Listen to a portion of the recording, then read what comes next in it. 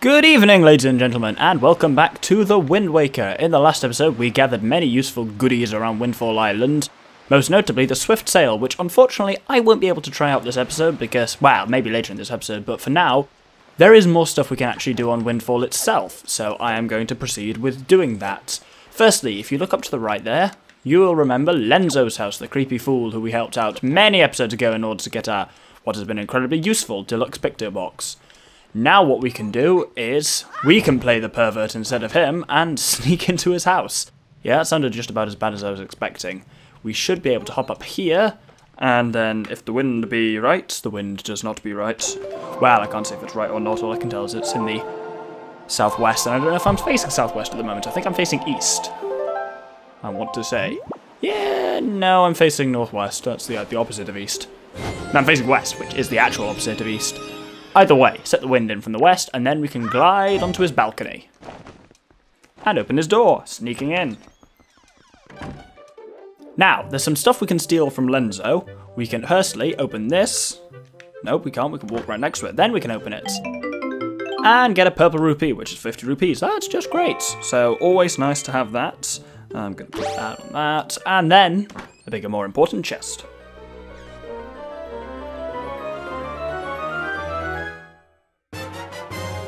Hooray! We got treasure chart number 29, so that's awesome.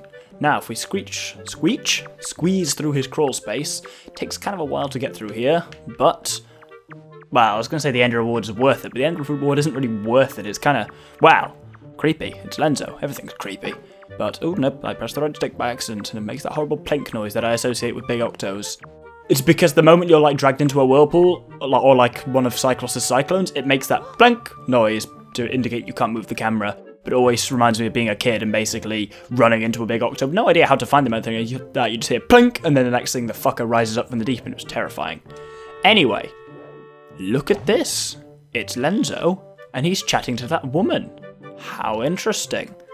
Let's take a snap of that to use as evidence later. And off we trot. Allow me to think. Ah, yes, I first started searching for pictographs that recorded true beauty, about 10 years ago. How interesting. Ha! Who's there? Oh, what are you doing here? Were you trying to give me a heart attack? Yeah, because he's not being... How dare you, Lenzo? How dare you accuse me of being creepy? You are the creepiest creep that ever crept anywhere, so... How dare you even have the audacity to call me creepy? Don't know why I'm talking like this. Anyway, so we took that picture of them kind of proving they were together, and there's now a use for that. If we turn it back to daytime, then we will find these two women talking here. Let's see what they've got to say. She is so saucy, isn't she? I can't believe she's a school teacher. Rumour has it she has mountains of tacky pendants and earrings. It's as if she loves nothing in the world more than jewellery. Huh, now what are you doing? Were you listening to us, you scamp? You listen, young man, I haven't seen you around before, so I guess you're new to Windfall. But don't you know it's bad to eavesdrop on conversations meant only for adult ears?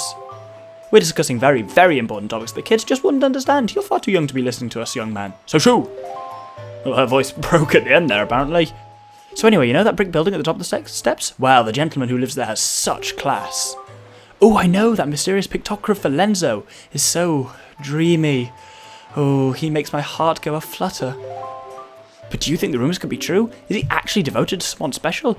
He just seems so serious about his work to be involved with somebody. The lucky lady, who could she be? I wish someone would take a pictograph of the two of them together so we could see if the rumours are true. Oh, that'd be to die for. And would you look at that? Oh, this is... It's the pictograph of Lenzo and that pictograph-loving lady. I guess we were completely wrong about Lenzo having a girlfriend. It looks as though they're just old friends who happen to share the same hobby. Thanks for setting us straight, young man. We really should stop spreading idle gossip like that. You've taught us the error of our ways, and thanks to you, we're going to give you something nice. Stick out your hand. And just casually they're carrying around treasure chart 24 with them, so guess I can't complain at that. Now, oh no, we're not finished yet. My naughty little boy found this somewhere. I'm sure you'll like it. Now, while we're here, we can actually take a picture of these two. These two are unusual in that they are one and the same. As in they are the same figurine, so if we take a picture of them... That wasn't good enough, apparently. Let's move over here and at least try and get one of their faces in. It's impossible to get a shot that's both their faces in, but... Yep, that'll do. These are Pompey and Vera. Pompey and Vera are the town's most talkative pair of ladies, and they are always spreading idle gossip. Lately, they've been obsessed with Lenzo, as we know. Right, so that's a couple of things down. Bit more we can do for now, so let's head back up to the plaza. Don't know why I necessarily called this a plaza, but hey. And I don't know why I felt the need to cut there, but anyway. You will notice this woman here. Back when we got the deluxe picture box, she was the one who we had to take a picture of her kind of fleeting gaze between her and Anton. This is Linda, of course. Let's take a photograph of Linda. But you will notice I am not reading out the pictograph figurine description, because there's actually something we can do with this very specific pictograph. We can give it to Anton. And he says, oh, a pictograph, eh, buddy? What the hell voice was that? Oh, this girl. Actually, buddy, this is the girl I had my eye on recently. Wow, she really is that pretty. I mean, just seeing this pictograph reminds me of how gorgeous that girl is. But no, I'll never be happy with just a mere pictograph. Never! That's it, I've made my decision. I'm going to get that girl to go out with me. It's got to be done, buddy. I've got it. Maybe I'll invite her to join me at the cafe bar for coffee, of course. So what's her name anyway? Do you think she's nice? Does she have a steady fellow? Oh, I'm so nervous. Yay, we are once again playing Cupid, and actually, wait a minute. Oh, okay, I thought it got rid of the pictograph, but apparently we still kept it anyway. So yes, this is Linda. Lately, her childhood friend, the delicate Camo, has become smitten with her, but apparently she's completely oblivious to his feelings. Oh, poor Camo. You know what? Let's actually go and find Camo and talk to him about that. This fellow on the stairs is Camo. If we talk to him, he says, no one understands how I feel. Do me a favour, beat it. What a jerk, how did he manage that? Right under my nose. But I guess he is an alright guy. So he's in a bit of a foul mood at the moment. You pesky little brat, no one understands how I feel, do you hear me? Nobody, not you, not anybody. Wait, are you trying to tell me that you do understand how I feel? Completely! Oh really? Then how about a little test to see if you do? I want you to take a pictograph of the first perfectly round, pale thing you can think of and show it to me. If you show me something that's exactly the same as my favourite thing, then you win, and I'll acknowledge that you understand the inner workings of my heart and mind. It's quite a simple little riddle, isn't it? Quickly now, bring me the pictograph. So, that's Camo. Bit of an emo. But perfectly round, pale thing, what do you think that could possibly be? Yes indeed, it's the full moon. So let's take a little snap of that. If you turn it to night and it's the wrong phase of the moon, then just kind of turn it back to day and night again, and the moon, fortunately in this world, cycles phase every single day, which means that it must be rotating at a furious speed, and we'll get some pretty nasty electrodynamo effects going on, which would interfere with Hyrule's atmosphere and all sorts of nastiness. But anyway, we can now take this photo back to Camo, who is now going to be, now it's daytime, sitting on the steps again. So we show him the pictograph. And he says, oh, that's right, that certainly is the pictograph I'm looking for. The correct answer is exactly what you've shown me, the full moon. Unrequited love may have twisted me up inside, but I can still find peace when I gaze at the timeless moon. And for all of her phases, I particularly love gazing at the full moon. I know I caused you a lot of trouble, but thanks. I really mean it. I want you to have this for all your efforts. Just a little reward for easing the pain of this troubled heart. And he rewards us with Treasure Chart 31, which is useful. A lot of people on this island just seem to have treasure charts floating around, but hey.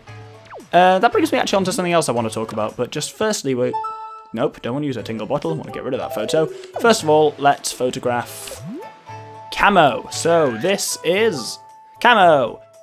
Years with no girlfriend, 18. First fact on his pictograph. Ever the romantic, Camo loves to gaze at the night sky. He and his dear friend Linda were once classmates at Miss Marie's school. So yeah, it's nice this episode we're getting a bit more of a backstory to a lot of the people of Windfall. But one of the things that I wanted to talk about was essentially he said a little thing there about kind of, I've got this thing, a chart that apparently leads to sunken treasure, but I've not got a boat, so I've never wanted to use it. That saddens me, like, I can't understand it. It was always a weird thing I had with this game, but I just couldn't understand why. Look at this world. You've got this huge open sea with, like, you can see a massive mountain on the distance. I don't understand why people, and there's a couple of them who say like they've never left Outset, they've never left Windfall. I don't understand why you would get anyone in this world who would have this world, but decide to stay on their own island. Maybe that's just me, but it was always an odd thing with this game. Anyway, grab another pictograph while we're here. This is Anton. His favourite activity is kickboxing. The reason his second favourite hobby is taking walks is because it keeps his legs in shape. He's had his eye on a certain young lady lately. That's not easy to say. Now, if we talk to him, he still says, that's it, I've made up my mind, he's still talking about coffee. But, fortunately now, that's part of a later quest, I think, so I don't know if we can do that now. But, anyway. More pictograph time. This here is Minenko, and in fact we did take a picture of her ages ago and she gave us a treasure chart for it, but I forgot to give her figurine description then, so this former beauty became famous after being dubbed Miss Windfall Island about 40 years ago. There isn't a younger woman who could take that title away. So that means if she was Miss Windfall at least 40 years ago, that's to make her kind of at least kind of mid-50s probably, unless the Miss Windfall competition is very disturbing. Anyway, got another fella here. You might remember this guy again from Lenzo's Trials. He was also present in the auction last episode. This is Garrickson. He is constantly thinking of someone on a faraway island. He's apparently a very passionate man and has a very hip sense of fashion. Yeah, nothing says hip like overalls, a white shirt. Actually, he looks kind of like Mario. I wonder if that's deliberate in a reference to that. But yeah, so that's Garrickson. Just going to take a few more pictographs on the island while we've got time. If we come up to the plaza, you'll remember these, the wee kind of kids who walk straight out of a West End musical.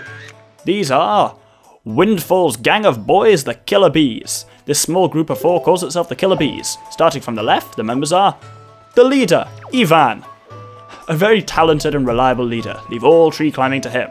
Jin, the fox, Ivan's quick-witted advisor. His wry insults can be hard to take. Jan, the blue hair, uses his innocent looks to avert trouble. He's the Killer Bee's thug. I thought it was a female. What do you know? Well, they're all males apparently. And finally, the pig-nosed Jun Roberto. Secretly aims to be the next gang leader. He was raised in a bourgeois family and has developed into a terrible little tyrant. When these 4 are together, they fear absolutely nothing. Those are the Killer Bees. Now, we've got 3 spaces left in the pictograph box, so let's take 3 more pictures. This fellow wearing the kind of very fetching lime outfit. This is Kane. I think this is Kane. Yeah, this is Kane. Long ago, Kane longed to be an artist or sculptor, but circumstances in his home life forced him to become a sailor. He's still critical of all artistic expression, though. That's one of the very odd, almost kind of non-sequitur oh, not you! Oh, I will talk more about this guy later when I do his figurine in a later quest involving him. For now, he's just incredibly irritating. But no, I was saying, like, kind of some of these figurine descriptors are kind of like, some elucidate the world of kind of Windfall and Outer Island and such better to you, but some are just very bizarre non-sequiturs. There's this guy. This is Candy. Candy is... oh, is this Candy? No, this isn't Candy. I was wrong. This is Damper. Damper recently got some pet pigs, and now they're all he can think about. He really confirms the old adage about pets and their owners. Whatever that is. I'm not entirely sure off the top of my head. I know what an adage is, or adage. Maybe it's like, I think it's like a phrase or something like that. Not 100% sure. But, there's one final dude we can get on Windfall, and we have to get him from the boat. So if we come just around here a bit, this, I was correct, this is, looks angry and stuff, but he is the aptly named, apparently, Candy. Good at cooking grapes. Yeah. At first glance, Candy looks a little intimidating, but he's actually extremely kind and quite knowledgeable. He's always happy to share his knowledge too. He is energetic and sort of a scamp for a 17-year-old. Yeah, he's 17. That's... a lot of these figurines reveal information you kind of hadn't thought about and wouldn't think about, but they're all kind of slightly odd, but oh well. So actually, I thought this would take longer than it is, but that's pretty much us done in Windfall, except for one more thing, for which we need it to be night.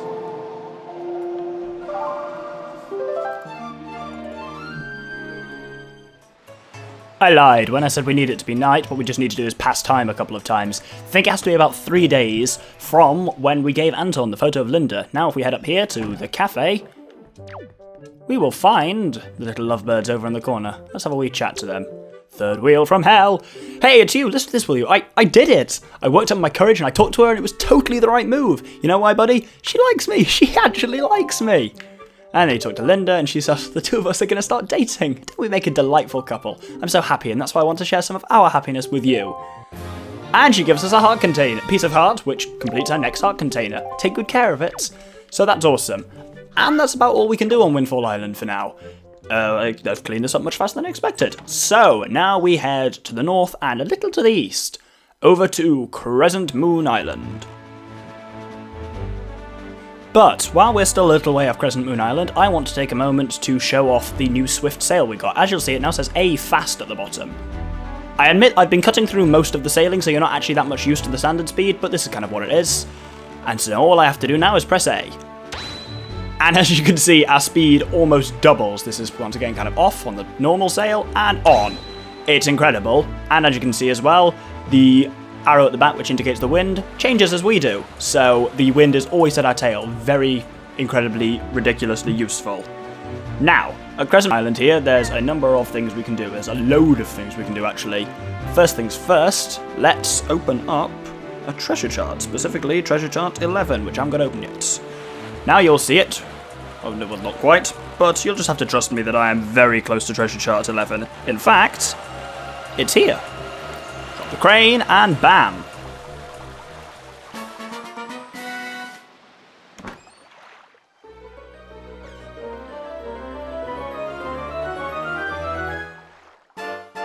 You got a piece of hearts! Lots of pizza hearts we're getting nowadays, and there's loads more to get before we kind of move on with the main plot of it, so I expect another next episode, maybe, I would say 2 episodes probably before we, well, 1.5 before we get on with the plot. Anyway, oh, this is a spoiler, but I was meant to talk about this first, but there's a choo-choo here. Let's kill it. But there's another blue choo-choo. Yes, Crescent Moon Island is quite unique in that it's the only island, the only location in the game that has 2 blue choo-choos on it, so that's 2 crossed off right away there. That's awesome. And then finally, there's a chest here, as you can see. For a tiny little island, Crescent Moon Island has so much stuff on it, which is awesome. So we also get a treasure chart here. This is treasure chart number 10. And we're not even done yet, though that's all we can do on the island proper. If we head up to the kind of the north and to the east of this quadrant, then we'll find a submarine, which, as we know, always means goodies. Another interesting thing to point out as well about the Swift Sail is that it will turn itself off once you're kind of close to any island or kind of structure, just so that no weird shit happens. Anyway, well, like you crashing into stuff at high speeds. Anyway, by heaps! Yay, let's stab him. There's actually only the one for now, which is slightly odd.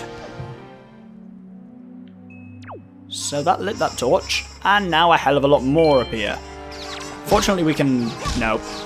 I think I tried that before as well. You definitely... oh my goodness! That was interesting.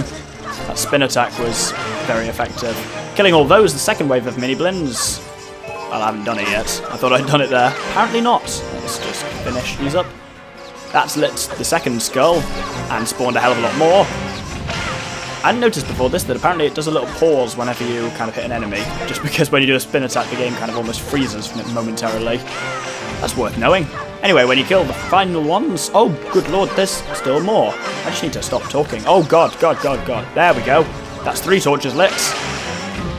And we just keep mincing through them. And then eventually... whoa, you...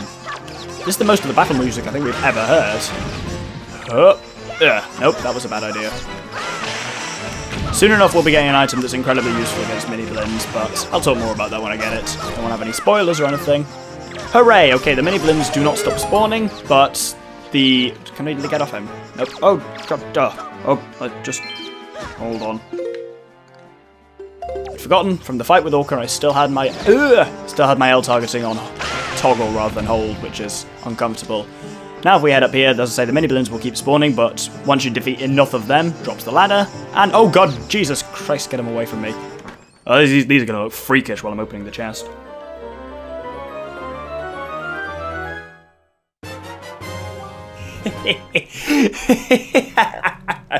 Well, we got treasure chart number 9. There's also a mini blin right next to us looking kind of happy, and one looking... it looks like a mounted head or something like that, like you mount a deer that you've shot or something like that with his head impaled through the chest. But yes, treasure chart number 9. Which brings... well, it's number 9 of them all, but it brings our total up to something more in the region of 20, which is good. I can say we've probably got about half of the treasure charts by now. Haven't edited this episode yet, obviously. Of course I haven't edited this episode yet, I'm still freaking filming it. So I don't know exactly what I'm on, but I imagine that's what the count's roughly at. And on that note, this brings us to the end of the episode. So we've concluded all our business on Windfall, got a load of new figurines, and now we've come up here to Crescent Moon Island, got some chews, got some treasure charts, and now there's just a bit more cleaning up to do around the Great Sea next episode. Then I imagine the episode after that, we will be back onto some plot, because we've still got these pearls to deliver. So thank you very much for watching this episode of Wind Waker. I've been the Doctor with the Infamous Gentleman, and I hope you'll join me next time for some more. Thank you very much, and good day.